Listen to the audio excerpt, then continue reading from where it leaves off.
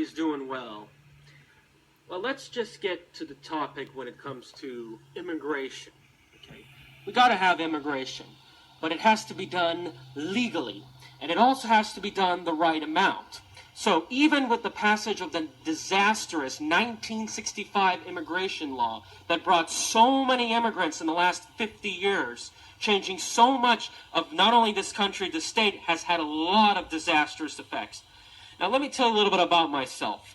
I am born in the United States. I'm from Iranian descent, and I am for the recent travel measures against those banned in those several countries that have been struck down. So this should shock you, believe it or not. Okay, and by the way, that countries that have been selected, they've been selected by the previous administration. I think everybody needs to put that in their own head. Okay, when it comes to immigration, it has little to do with hate. It has to do with our economic system, the condition of our society and our country. And the fact is, we are having 95 million Americans out of the labor force. We're having a housing crisis. Rents are skyrocketing. The last thing that we can do is we can bring all these immigrants, these illegals, these refugees into the system to bring in competition. You can claim, oh, this is indigenous land, but that doesn't mean you have to flood the country with 100 million of these third world immigrants, and we have to subsidize their lifestyle. Excuse me, don't tell me to shut up. You understand? Don't tell me to shut up. I have my right for free speech. Escort this man out. He interrupted me. Please. Hey, no, nobody interrupt the speaker. If you do, I'm going to ask you to leave. He has an absolute right to state his opinion at that microphone. Thank you. I appreciate it. Okay.